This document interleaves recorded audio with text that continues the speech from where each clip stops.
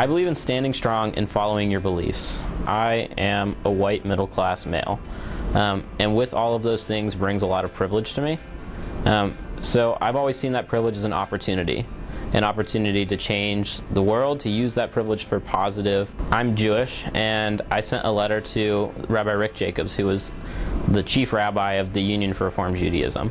And I sent it on behalf of Scouts for Equality, a LGBT advocacy group in the Boy Scouts, and said that I believe the URJ should support the Scouts for Equality's mission statement. And Rabbi Rick Jacobs personally sent me a letter back supporting the Scouts for Equality's mission, and at that moment I knew that I was really making a change. So my next steps as a leader is I'm starting a LGBT-friendly Cub Scout pack at Temple Israel in Dayton. So basically it's going to be an all-inclusive Cub Scout pack based out of the temple.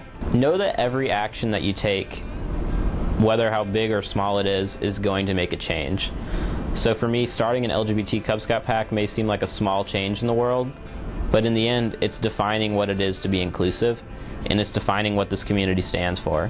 So no matter how small your action, take that action, because it is going to make a change for somebody. Always my mother was kind of that driving force in my social action and social justice path.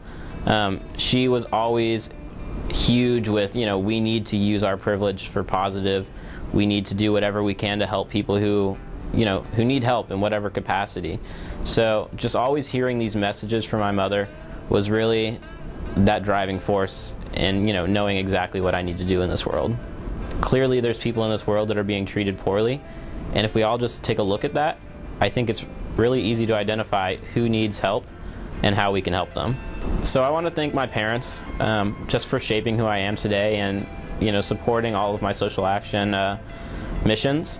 I also want to thank my staff at Scouts for Equality and the staff of NCCJ, who have both really shaped who I am today and are constantly support factors in my life. If I could change one thing in the world, I would change how we treat every person, whether that be the person at the checkout line or the politicians. I believe that every person deserves respect.